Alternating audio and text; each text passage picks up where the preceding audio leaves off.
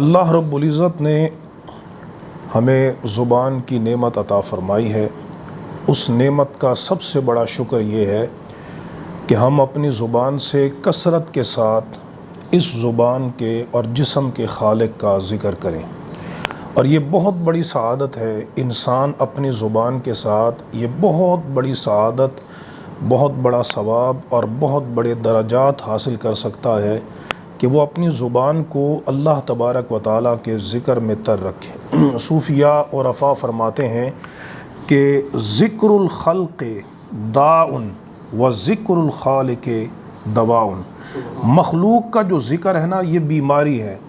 یہ بیماری ہے۔ غیبت کرنا، برائی کرنا، یہ انسان کے لیے قلبی مرض ہے، بیماری کا باعث ہے، جبکہ خالق جل مجدہ کا ذکر کرنا یہ دلوں کی شفا ہے۔ اسی طرح پر صوفیاء فرماتے ہیں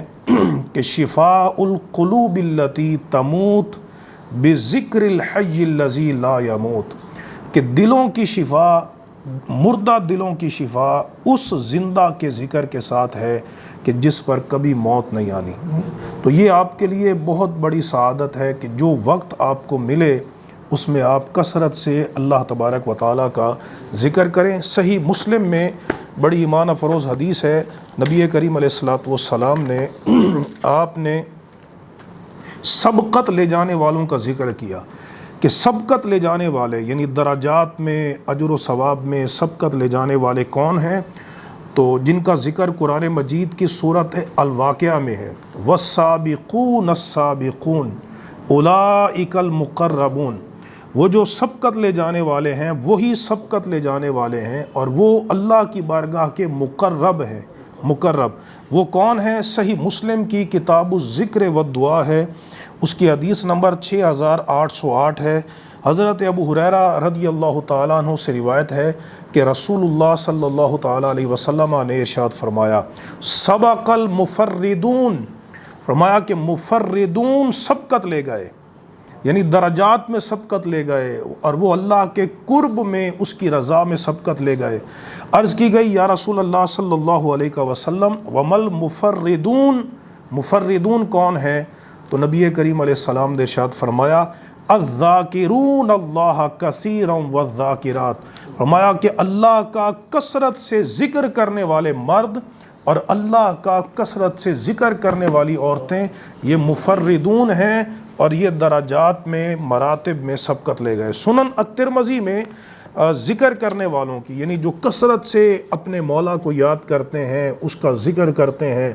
کبھی نماز کی صورت میں، کبھی قرآن کی تلاوت کی صورت میں، کبھی امر بالمعروف نہی عن المنکر کی صورت میں، کبھی تسبیحات، تحلیلات، تقدیسات، تمجیدات کی صورت میں، کبھی اللہ تبارک و تعالیٰ کی کبریائی بیان کر کے، کبھی اس کے محبوب علیہ السلام پہ درود و سلام، چونکہ حضور کا ذکر بھی اللہ کا ذکر ہے،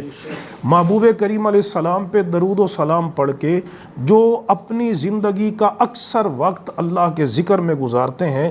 ان کا مرتبہ اور مقام کیا ہے؟ امام ترمذی نے کتاب الدعوات میں اس حدیث کو روایت کیا ہے، حدیث نمبر 3376 ہے۔ حضرت ابو سعید الخدری رضی اللہ تعالیٰ عنہ روایت کرتے ہیں کہ رسول اللہ صلی اللہ تعالیٰ علیہ وسلم سے پوچھا گیا، سوال کیا گیا کہ ای العباد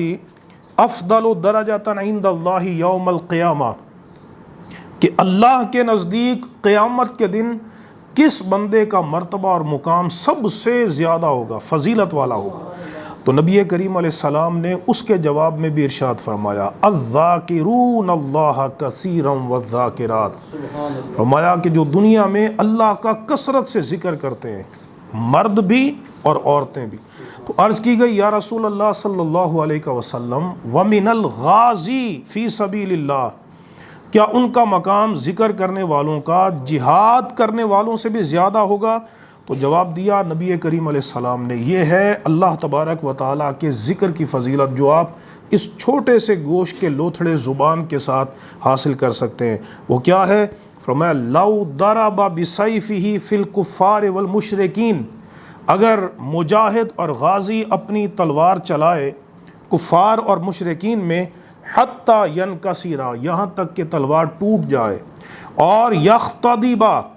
دمن، اور وہ خون سے بھر جائے، یعنی اتنے کافر قتل کیے کہ وہ خون سے بھر گئی تلوار،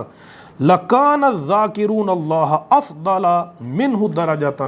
نبی کریم علیہ السلام نے فرمایا کہ اللہ کا ذکر کرنے والوں کا درجہ اور مقام اس غازی اور مجاہد سے بھی زیادہ ہوگا۔ دوسری حدیث میں حضرت ابو الدرداء رضی اللہ تعالیٰ عنہ سے روایت ہے کہ رسول اللہ صلی اللہ تعالیٰ علیہ وسلم نے فرمایا، امام ترمذی کتاب الدعوات میں نقل کرتے ہیں، حدیث نمبر 3377 ہے، سرکار دو عالم علیہ السلام نے پوچھا، الا انبئکم بخیر اعمالکم،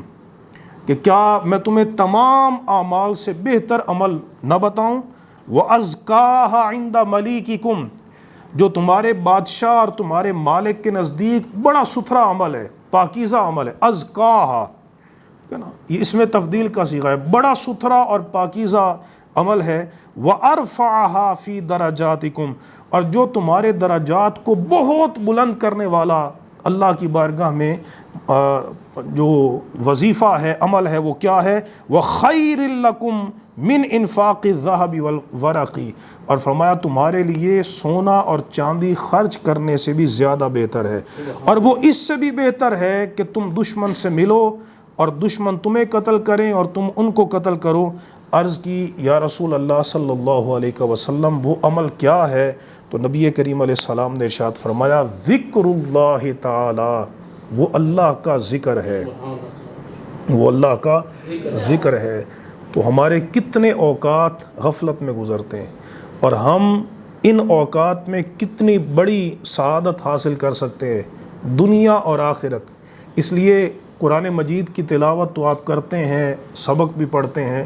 لیکن عام حالات میں کوشش کریں کہ آپ کا وقت اللہ کے ذکر میں گزرے، اس کی یاد میں گزرے۔ اس کی بڑی برکات انسان کو حاصل ہوتی ہیں، دنیا میں بھی اور آخرت۔ دنیا میں انسان اللہ تعالیٰ کا ذکر کرتا ہے تو اللہ رب العزت بھی اس بندے کو یاد کرتا ہے، اور جب بندہ تنہا یاد کرتا ہے تو اللہ تعالیٰ اس کو تنہا یاد کرتا ہے،